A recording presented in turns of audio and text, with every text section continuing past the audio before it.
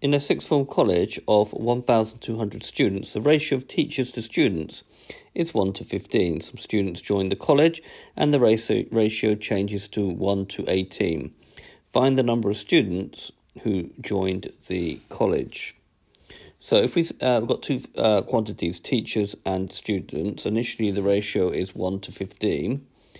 But in total, we know there are 1,200 students. So what do we multiply 15 by to get to 1,200? Well, to work that out, we do 1,200 divided by 15, which is by 80. So if we multiply that 1 by 80, that will tell me now there are 80 teachers in the school.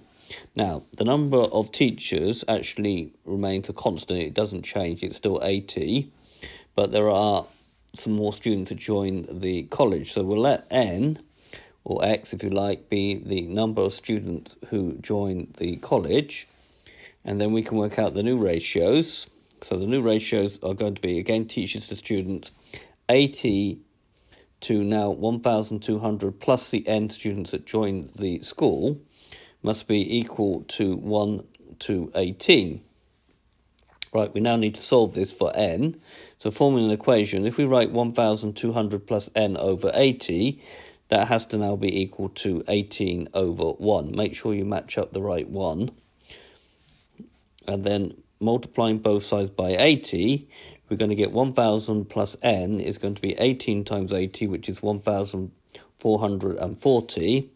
Subtracting 1,200 from both sides, we're going to get that n is 240. Therefore, 240 students joined the college. Okay, so this has been a video to show how to work out the number of students joining a college using a ratio. I hope you've understood, and I thank you very much for watching.